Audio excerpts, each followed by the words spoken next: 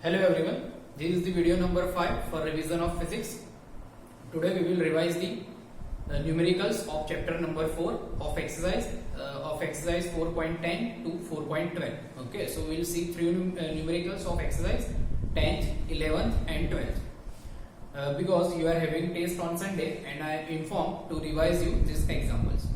So first of all, you have to understand the principle behind these examples. Okay, first we will see exercise numerical 11th and 12th, and for that you should know the principle behind it. And the principle is, see, if there is uniform magnetic field,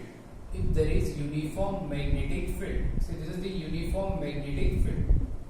Okay, so in this region there is some uniform magnetic field, and suppose it is B. Okay, what is the direction of this uniform magnetic field? That is the inward. Okay, the direction of this uniform magnetic field is inward. Now, suppose one charge Q is entering into this uniform magnetic field. Okay, charge Q is entering into this uniform magnetic field with some velocity v perpendicular to it. Okay, means this charge is entering into this uniform magnetic field perpendicular to the magnetic field. How? See, this magnetic field is inward, okay, and velocity is in horizontal direction, x-axis. Since this is x-axis, this is z-axis. So obviously, velocity of charge and magnetic field are perpendicular to each other. So here we can say that charge Q is entering into the uniform magnetic field B perpendicular to it with some velocity v. Then if this occurs, then this Q charge will be in uniform circular motion in this uniform magnetic field. Okay, if charge is entering into this uniform magnetic field perpendicular to it, then the charge will be in uniform circular motion with some radius and with some frequency. Now, you already have studied in 11th standard that if object is in uniform circular motion,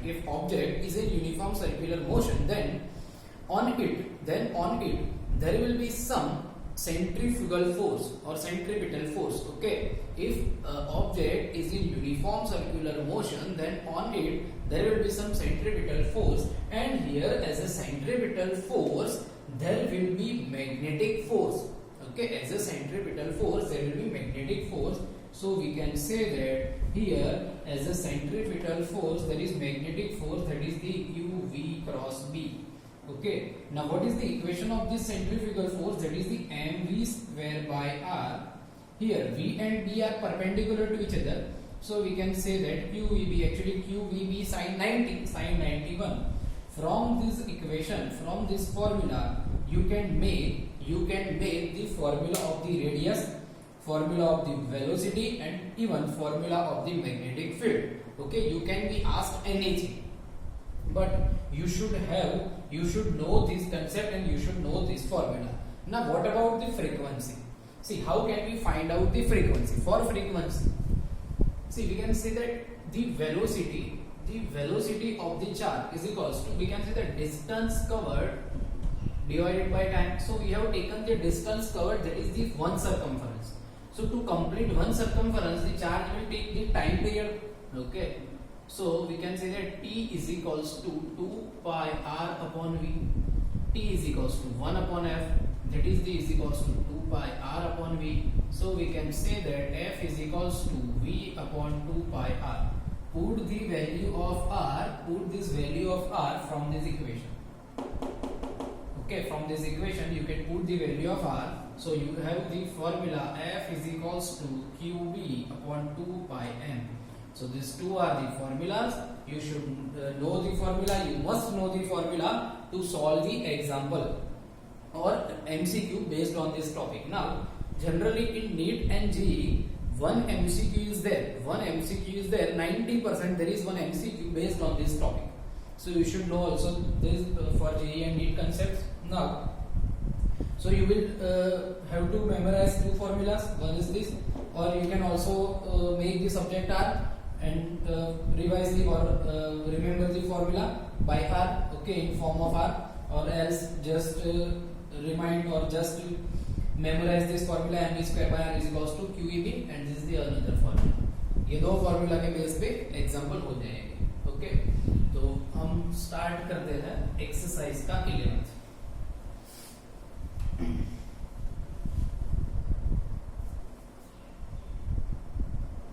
exercise का जो 11th numerical है उसमें दिया गया है हमें कि there is one room and in that room there is some uniform magnetic field of 6.5 watts. Okay, there is one room and in this room there is uniform magnetic field of 6.5 watts. 6.5 watts means 6.5 into 10 raised to minus 4 Tesla. To convert from Gauss into Tesla by 10 raised to minus 4. We are also asked to find out, and we are also given that one electron is entering into this room. There is one electron which is entering into this room perpendicular to the magnetic field with velocity 4.8 into 10 raised to 6 meter per second. Okay, so we are given that there is one room. In that room 6.5 Gauss uniform magnetic field is there, and in that room one electron is entering perpendicular to it with this velocity.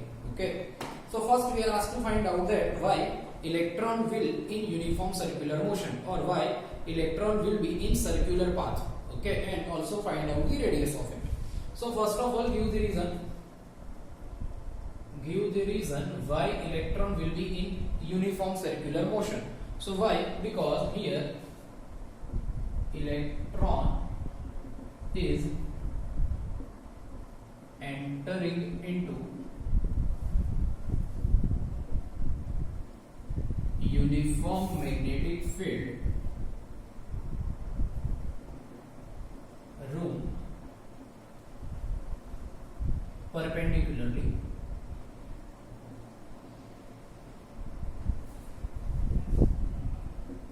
to it. So magnetic force acting on it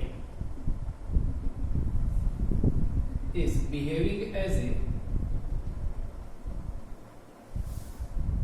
centripetal force. So we can say that this electron will be in uniform circular motion. So this is the first question in exercise 11. Question was that why electron will be in uniform circular motion. This is the answer, because electron is entering into this uniform magnetic field perpendicular to it. So the magnetic force acting on it is behaving as a centripetal force, and that's why it will be in uniform circular motion. Now in second question we are also asked to find out the radius of this electron. So suppose this is room. Okay, and electron is entering into this room with some velocity v that is given. So it will be in uniform circular motion, and actually we are asked to find out the radius of this circular path. Okay, so we will find out that radius of this circular path. See, how can we find out?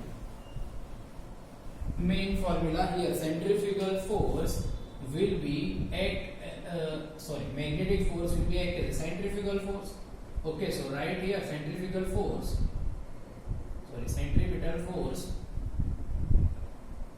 is equals to the magnetic force. What is the formula of the centripetal force? That is the mv square by r. Magnetic force, that is the qev. Make the subject r. One v will be cancelled. So mv is upon qv is equals to r. So r is equals to mv upon qv. Put all the values here. As a charge there is electron. Okay, as a charge there is electron. So we will put here mass of electron, velocity of electron, then charge of electron, and magnetic field. What is the mass of electron? That is the 9.1 into 10 raised to minus 31. Velocity of electron, that is given 4.8 into 10 raised to 6. Okay, Q. Charge of electron is E, that is 1.6 into 10 raised to minus 19 into B. B is magnetic field, that is the 6.5 into 10 raised to minus 4. Now in your calci you can solve it. Okay, in your calci you can solve it, and your answer will be in meter. And if you want to convert it into centimeter, then multiply by 100. So this is the exercise number 11th numerical. Okay. Now we will see 12th. Now we will see numerical 12th.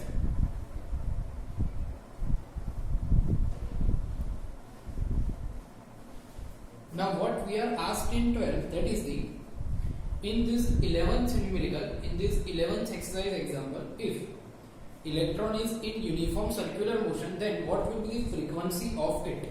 What will be the frequency of it? And this frequency is depending on velocity or not, that is asked. Okay, so in 12th example, same thing is given. In this uniform magnetic field, electron is entering perpendicular to it with some velocity, and we are asked to find out the frequency. Okay, this electron will be in uniform circular motion with some frequency, and we are asked to find out that frequency. So to find out the frequency of electron of uniform circular motion, what we will do, we will put the formula of the frequency, that is the QV upon 2 pi m. Okay, put all the values. Q is the charge of electron, that is the 1.6 into 10 raised to minus 19. B is the magnetic field, that is the same 6.5 into 10 raised to minus 4 divided by 2 pi, and m is mass of electron, so that is the 9.1 into 10 raised to minus 31.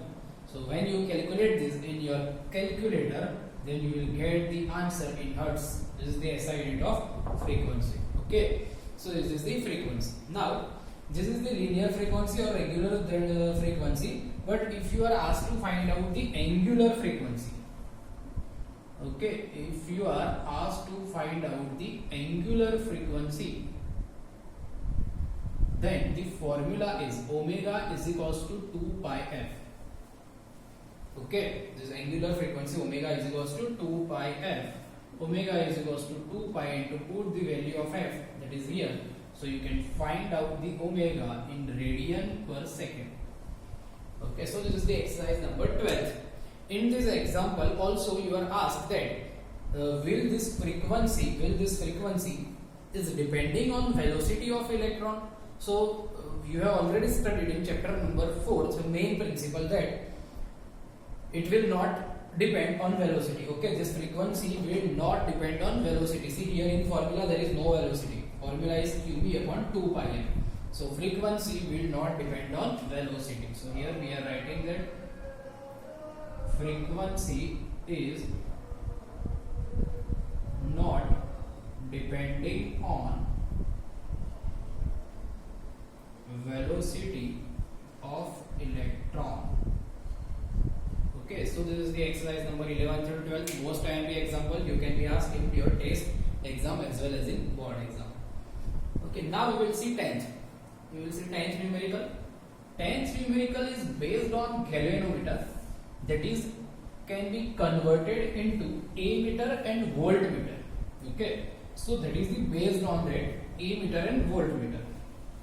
So you should know the principle of the galvanometer. What is the principle of the galvanometer?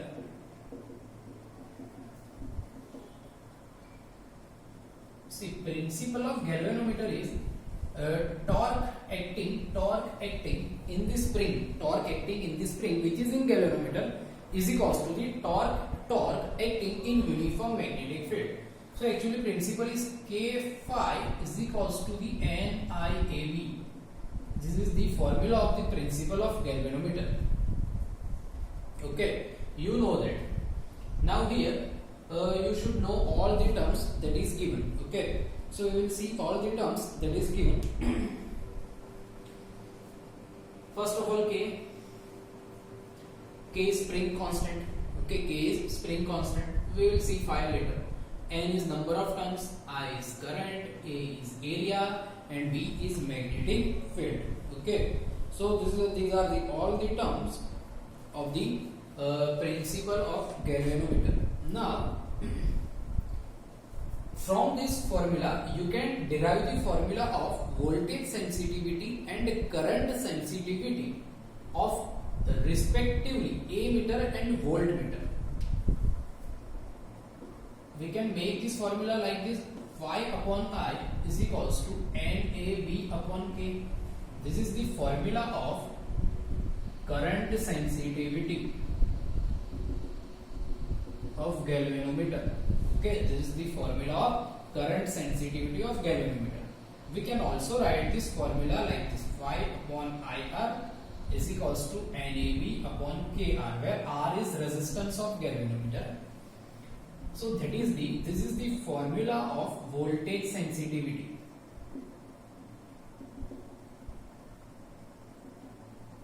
Okay, this is the formula of voltage sensitivity, because IR is equals to V, V is equals to IR. Now what is the phi? Phi is the angular deflection. Okay, that is nothing important, no more important, but you should know these two formulas: current sensitivity and voltage sensitivity. The formula of current sensitivity is phi upon I is equals to NAB upon K, and voltage sensitivity phi upon IR or phi upon V, V is equals to IR is equals to NAB upon KR. Okay, so based on this information, we will see the exercise 10th numerical.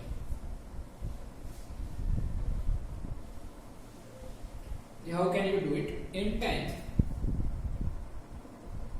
10th example, we are given that there are two galvanometers.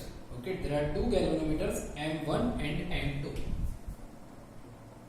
There are two galvanometers, M1 and M2.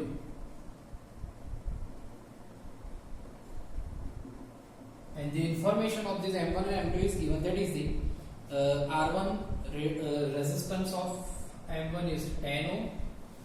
Okay, its number of turns are 30. Then its area is 3.6 into 10 raised to minus 3 meters square. Then its magnetic field is also given, that is the 0.25 Tesla. Okay, this all information is given for this first galvanometer. For this second galvanometer, we are given the information, that is the its resistance R2, that is the 20 ohm. Okay, sorry, 14. Sorry, it is 14 ohm. Then its number of turns, area, and magnetic field is given respectively as number of turns 42. Area is 1.8 into 10 raised to minus 3 meters square. And magnetic field is given as 0.5 Tesla. Okay, and also given that for both galvanometer, the spring constant is common. Okay, or spring constant is same. So if there is spring constant K1 is K, then here also spring constant K2 is K. So spring constant is constant, same for both galvanometer. And in this example, we are asked to find out for both galvanometer that the ratio of current sensitivity and ratio of voltage sensitivity. Okay, we are asked to find out that ratio of current sensitivity for both galvanometer and also voltage sensitivity for both galvanometer. So first, current sensitivity ratio. So that is easy for first galvanometer or for M1. For M1, we can define current sensitivity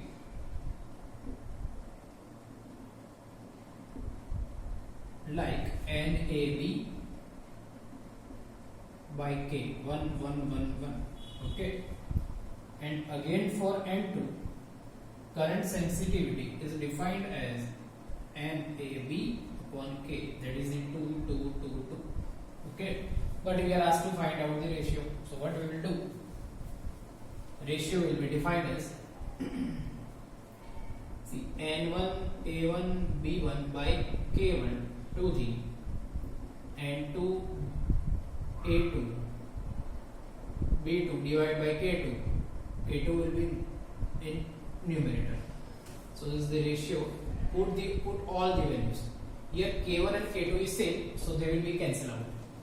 N1 30 A1 3.6 into 10 raised to minus 3 and B1 is 0.25. Okay, and in denominator N2 A2 B2, that is the 42 1.8 into 10 raised to minus 3 and 0.5. So again in calculator you can find out this ratio, okay, of current sensitivity. Same as we are also asked to find out the voltage sensitivity ratio. Okay, same as we are asked to find out the voltage sensitivity ratio. So how can we find it? See,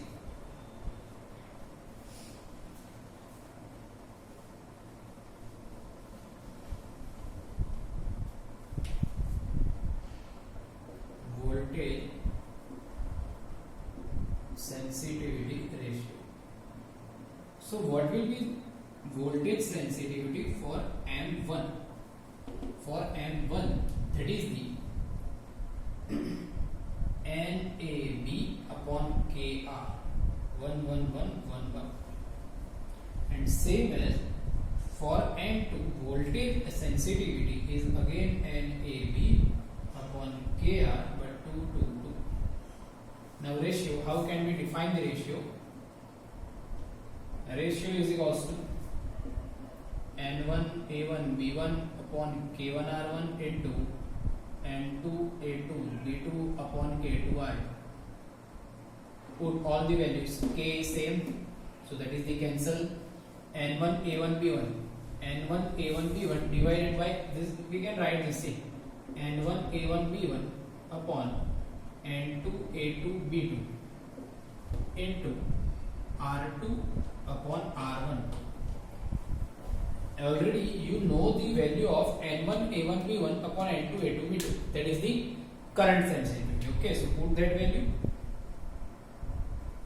R2 and R1, R2 is 14 and R1 is 10. So by in your calculator again you can find out the value. So these are the numericals 10, 11 and 12 of exercise. I hope you all have understand this. Okay, and all the best for your test. Thank you.